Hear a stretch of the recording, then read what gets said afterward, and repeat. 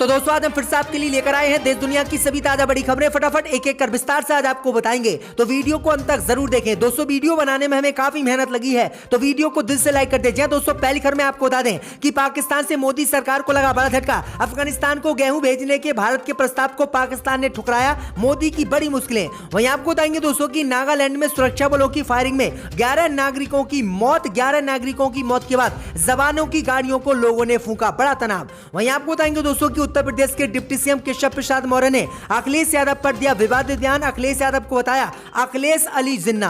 वहीं आपको बताएंगे दोस्तों की किसान संगठनों के सामने झुकी मोदी सरकार। अमित शाह ने किसानों से फोन पर की बात, मांगों को मानने के लिए मोदी सरकार हुई तैयार। वहीं आपको बताएंगे दोस्तों की इतिहासकार चमन लाल ने किया खुलासा, मुसलमानों और ईसाइयों के प्रति नफरत भरैया था सावरकर का रवैया और आरएसएस से सावरकर का हिंदुत्व था अलग। वहीं आपको बताएंगे दोस्तों की कांग्रेस पार्टी से नाराज चल रहे गुलाम नबी आजाद बना सकते हैं अपनी नई पार्टी, कांग्रेस से दे सकते हैं इस्तीफा। तो दोस्तों सभी खबरों को आपको एक एक कर बताने वाले हैं। वीडियो को लाइक कर चैनल को सब्सक्राइब कर दें और हमें कमेंट में बताएं कि आपके जिले किस राज्य से हमारी खबरों को देख रहे हैं। इसी बीच पर तो दोस्तों अगली खबर की ओर, तो पाकिस्तान ने भारत को दिया बड़ा झटका। अफगानिस्तान को गेहूं भेजने के भारत के प्रस्ताव को पाकिस्तान ने ठुकराया, मोदी को झटका। जी दोस्तों आपको बता दें ये बड़ी खबर सामने निकल कर आई दोस्तों की अफगानिस्तान को लेकर पाकिस्तान ने मोदी सरकार को आज बड़ा झटका दिया है और अफगानिस्तान को गेहूं भेजने के मोदी सरकार के प्रस्ताव को पाकिस्तान ने ठुकरा दिया है। दरअसल आपको बता दें कि भारत भागा सीमा के जरिए भारतीय अफगान ट्रकों के जरिए 50,000 मैट्रिक टन गेहूं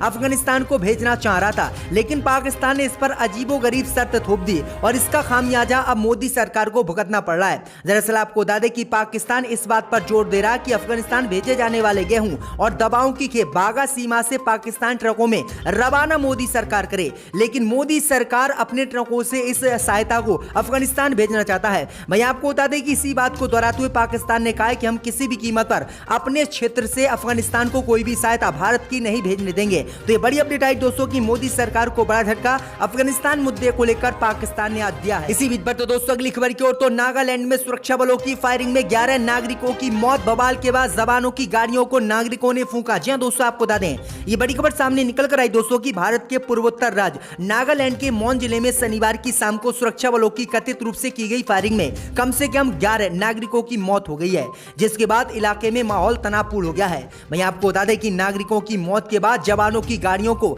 नागालैंड के नागरिकों ने फूंक दिया है, जिसके बाद अमित शाह भी बैकफुट पर आ गए और अमित शाह ने एसआईटी गठित करके जांच के आदेश दे दिए हैं। तो ये बड़ी अपडेट आई दोस्तों की नागालैंड में लगातार बवाल बढ़ता जा रहा है। इसी बीच पर तो दोस्तों अगली खबर की ओर, तो यूपी के डिप्टी सीएम केशव प्रसाद मौर्य ने अखिलेश यादव को बताया अखिलेश अली जिन्ना बड़ा तनाव। जी दोस्तों आपको बता दें कि जैसे जैसे उत्तर प्रदेश विधानसभा चुनाव 2022 का समय नजदीक आ रहा है, वैसे वैसे यूपी में बीजेपी के नेता विवादित बयान दे रहे हैं। दरअसल आपको बता दें कि इसी क्रम में बीजेपी के नेता व यूपी के डिप्टी सीएम केशव प्रसाद मौर्य ने सपा अध्यक्ष अखिलेश यादव द्वारा जिन्ना वाले बयान को लेकर तीखा बयान दिया है। डिप्टी सीएम केशव प्रसाद मौर्य ने कहा है कि मैं अखिलेश यादव को अखिलेश अली जिन्ना कहता हूं, क्योंकि अखिलेश यादव लगातार जिन्ना की तारीफ कर रहे हैं। तो ये बड़ी अपडेट आई दोस्तों की यूपी में चुनाव से पहले किस तरह से हिंदू मुस्लिम की राजनीति फिर से बीजेपी ने शुरू कर दी है। इसी बीच पर तो दोस्तों अगली खबर की ओर, तो जम्मू कश्मीर की स्थिति को लेकर महबूबा मुफ्ती ने मोदी सरकार पर बोला हमला, कहा बर्फ दिखाकर नहीं बनाया जा सकता नया कश्मीर। जय दोस्तों आपको बता दें कि जम्मू कश्मीर के पूर्व मुख्यमंत्री महबूबा मुफ्ती ने आज तक के कार्यक्रम में आकर मोदी सरकार पर बड़ा हमला बोला है। दरअसल आपको बता दें कि महबूबा मुफ्ती ने अनुच्छेद 370 हटाए जाने को लेकर कश्मीरी पंडितों के विस्थापन तक हर पहलू पर बेबाकी से अपनी राय रखी। महबूबा मुफ्ती ने कहा है कि ये वही कश्मीर है जहां 1947 में देश भर में दंगे हुए थे, तब भी वहां कुछ नहीं हुआ। उन्होंने आगे कहा कि अगर आप नया कश्मीर बनाना चाहते हैं तो वो बर्फ दिखाकर नहीं बनाया जा सकता। महबूबा मुफ्ती ने कहा कि जिस तरह से जम्मू कश्मीर में मुसलमानों को टारगेट किया जा रहा है, उन्हें परेशान किया जा रहा है, बिना जुल्म के उन्हें जेल में डाला जा रहा है, वो बिल्कुल गलत है और इस तरह से जम्मू कश्मीर नया जम्मू कश्मीर नहीं बन सकता। बर्फ दिखाकर मोदी सरकार जम्मू कश्मीर को नया कश्मीर बनाने में तुली है, लेकिन ये सब गलत है। तो ये बड़ी अपडेट आ रही है, महबूबा मुफ्ती ने जम्मू कश्मीर को लेकर मोदी सरकार पर यह बड़ा निशाना साधा है। इसी बीच पर तो दोस्तों अगली खबर की ओर, तो इतिहासकार डॉक्टर विक्रम पंत ने किया खुलासा सावरकर का हिंदुत्व आरएसएस से अलग था, संघ से उनके रिश्ते थे, उतार चढ़ाव वाले भाजपा को झटका। जय दोस्तों आपको बता दें कि सावरकर को लेकर इतिहासकार डॉक्टर विक्रम पंत ने बड़ा खुलासा किया है, जिसके बाद आरएसएस सहित बीजेपी की मुश्किलें बढ़ गई हैं। दरअसल आपको बता दें कि डॉक्टर विक्रम पंत ने खुलासा किया है कि विनायक दामोदर सावरकर का हिंदुत्व आरएसएस से अलग था और संघ के साथ उनके रिश्ते उतार चढ़ाव वाले थे। ये बातें इतिहासकार डॉक्टर विक्रम पंत ने शनिवार को नई दिल्ली में आयोजित एजेंडा आज तक के मंच पर कही है। उन्होंने सावरकर के नाम पर यह बड़ा बयान दिया है, जिसके बाद बीजेपी की मुश्किलें बढ़ गई हैं। दरअसल आपको बता दें कि बीजेपी के कई नेता सावरकर का समर्थन भी करते हैं और उनके हिंदुत्व को आगे ले जाने की बात करते हैं, लेकिन आज जब इतिहासकार ने यह खुलासा किया है उसके बाद आरएसएस सहित बीजेपी की मुश्किलें बढ़ गई हैं और उन्होंने साफ कह दिया है कि सावरकर का जो हिंदुत्व था, जो आरएसएस का इस समय हिंदुत्व है, वो बिल्कुल अलग था। इसी बीच बढ़ते दोस्तों अगली खबर की ओर, तो किसानों के सामने झुकी फिर से मोदी सरकार। अमित शाह ने फोन कर किसानों से की बात, मांगों पर हो सकती है जल्द चर्चा। जी दोस्तों, आपको बता दें ये बड़ी खबर सामने निकल कर आई दोस्तों कि कृषि कानून रद्द होने के बाद किसान अपना आंदोलन दिल्ली की सीमाओं से खत्म नहीं कर रहे हैं और मोदी सरकार की लगातार टेंशन बढ़ रही है।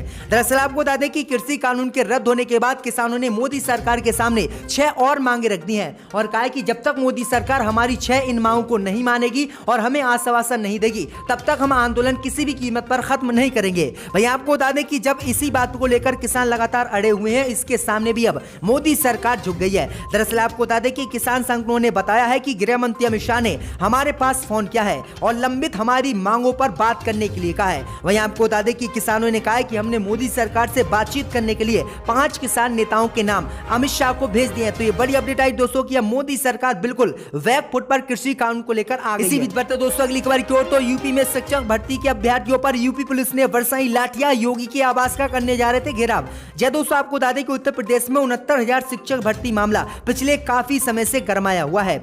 इस भर्ती प्रक्रिया पर सवाल उठाए जा रहे हैं। तो वहीं अभ्यर्थी 22,000 रिक्त सीटों को जोड़कर भर्ती प्रक्रिया पूरी करने की योगी से पिछले 5 महीने से मांग कर रहे हैं और धरना भी दे रहे हैं। वहीं आपको बता दें कि अब इसी मांग को लेकर उत्तर प्रदेश में शिक्षक भर्ती के अभ्यर्थी कैंडल मार्च निकालकर सीएम योगी के आवास का नकलू में घेराव करने जा रहे थे। वहीं आपको बता दें कि घेराव करने से पहले ही उत्तर प्रदेश के शिक्षक भर्ती के अभ्यर्थियों पर उत्तर प्रदेश पुलिस ने लाठियां बरसाई और कई छात्रों को गिरफ्तार भी किया है। तो ये बड़ी अपडेट आई दोस्तों कि उत्तर प्रदेश में अगर सरकार से कोई व्यक्ति रोजगार मांग रहा है तो किस तरह से उसकी आवाज को लाठी डंडों से प्रशासन के द्वारा योगी सरकार दबा रही। तो ये बड़ी अपडेट आई दोस्तों की जमकर लाठी बरसाई गई है छात्रों पर। इसी बीच में तो दोस्तों अगली खबर की ओर, तो केजरीवाल ने किया दावा, गोवा में अब तक पैसे के दम पर जीता गया चुनाव, हम अपनी मेहनत से जीतेंगे। जब दोस्तों आपको बता दें कि दिल्ली के मुख्यमंत्री अरविंद केजरीवाल ने कहा है कि गोवा में पैसे के दम पर अब तक विधानसभा चुनाव जीता गया है। उन्होंने कहा है कि वहां कोई भूख हड़ताल करके मुख्यमंत्री नहीं बना है। उन्होंने कहा है कि गोवा में अब ईमानदार राजनीति चलेगी। केजरीवाल ने यह बीते महीने गोवा का राजनीतिक दौरा भी किया था। वहीं आपको बता दें कि केजरीवाल ने गोवा में भी विधानसभा चुनाव लड़ने का ऐलान किया है और बीजेपी के खिलाफ लगातार मोर्चा केजरीवाल खेले हुए हैं। दरअसल आपको बता दें कि इस समय गोवा में बीजेपी की सरकार है और आने वाले समय में यहां पर विधानसभा चुनाव होंगे और इसी विधानसभा चुनाव को लेकर केजरीवाल ने यह बड़ा बयान दिया है। इसी बीच बढ़ते दोस्तों अगली खबर की ओर, तो चमनलाल ने किया खुलासा, मुसलमानों ईसाइयों के प्रति सावरकर का रवैया था नफरत भरा। जी दोस्तों, आपको बता दें कि आज तक के महामंच एजेंडा आज तक 2021 के सावरकर के नाम पर सहजन में इतिहासकार चमन सिंह ने बड़ा बयान दिया है। उन्होंने कहा है कि विनायक दामोदर सावरकर हिंदुस्तान की आजादी की 3 धाराओं में से एक का प्रतिनिधित्व करते थे, जो धर्म आधारित विचारधारा थी। चमनलाल ने कहा है कि सावरकर अपने हिंदुत्व में मुस्लिमों और ईसाइयों के लिए कोई जगह नहीं रखते थे। मुसलमानों और ईसाइयों के प्रति सावरकर बहुत ही नफरत भरा रवैया रखते थे। जैन बौद्ध सिख को हिंदुत्व का पाठ समझते थे, लेकिन उस हिंदुत्व में मुसलमान एवं ईसाई उनके लिए एक द्वितीय श्रेणी के नागरिक रहे। ये उनकी धारणा थी। लगातार बीजेपी इनका समर्थन करती है, आरएसएस भी इनका समर्थन करती है। तो ये बड़ी अपडेट आई दोस्तों कि सावरकर पर यह बड़ा खुलासा देश के इतिहासकारों ने किया है और सावरकर की मुस्लिम विरोधी नीति आज सामने आई है। इसी बीच पर तो दोस्तों अगली खबर की ओर, तो छत्तीसगढ़ के मुख्यमंत्री भूपेश बघेल ने किया दावा, किसानों को पैसे देने में केंद्र सरकार लगा रही है अड़ंगा। जय दोस्तों, आपको बता दें कि किसानों की आर्थिक मदद के रास्ते में केंद्र सरकार अड़ंगा लगा रही है। ये बातें छत्तीसगढ़ के मुख्यमंत्री भूपेश बघेल ने कही हैं। उन्होंने कहा है कि इसके बावजूद हमारी सरकार इनपुट सब्सिडी के माध्यम से प्रदेश के किसानों के बैंक खातों में राशि पहुंचा रही है। उन्होंने कहा है कि न केवल धान की बल्कि जो अन्य खरीफ की फसलें हैं सब में हम इनपुट सब्सिडी दे रहे हैं। दिल्ली में शुक्रवार को आयोजित एक कार्यक्रम में मुख्यमंत्री बघेल ने केंद्र की मोदी सरकार पर यह निशाना साधा है। उन्होंने कहा है कि मोदी सरकार ने हमारी सरकार को कोई फंड भी अभी तक नहीं दिया है और लगातार हम किसानों की मदद कर रहे हैं। मदद के बावजूद बीजेपी इसमें अड़ंगा लगा रही है और किसानों को पैसा नहीं देने दे रही। तो ये बड़ी अपडेट आ रही दोस्तों। इसी बीच पर तो दोस्तों अगली खबर की ओर तो कांग्रेस पार्टी से नाराज हुए गुलाम नबी आजाद बना सकते हैं अपनी नई पार्टी। जी दोस्तों आपको बता दें ये बड़ी खबर सामने निकल कर आई दोस्तों की कांग्रेस पार्टी से नाराज चल रहे गुलाम नबी आजाद एक बार फिर से पार्टी नेतृत्व पर निशाना साधते हुए बड़ा बयान दिया है। उन्होंने कहा है कि इंदिरा गांधी और राजीव गांधी के कार्यकाल में सवाल पूछने की इजाजत थी, लेकिन आज के दौर में पार्टी लीडरशिप आलोचना सुनने को तैयार नहीं है। उन्होंने कहा है कि हम अपनी नई पार्टी बना सकते हैं। दरअसल आपको बता दें कि कांग्रेस के बागी रूप अपना चुके G23 गुट के नेता गुलाम नबी आजाद से पहले कई नेताओं ने पार्टी से इस्तीफा दे दिया और उनकी भी अटकलें लगाई जा रही है कि इसी ऐवान में टेबल पर पैसे डाले गए। अब कौन उस वक्त यहाँ बैठा था वो अक्लमंद जानते हैं, मगर मैं दोहराना नहीं चाहता। मैंने ये भी देखा था 2006 में कि एक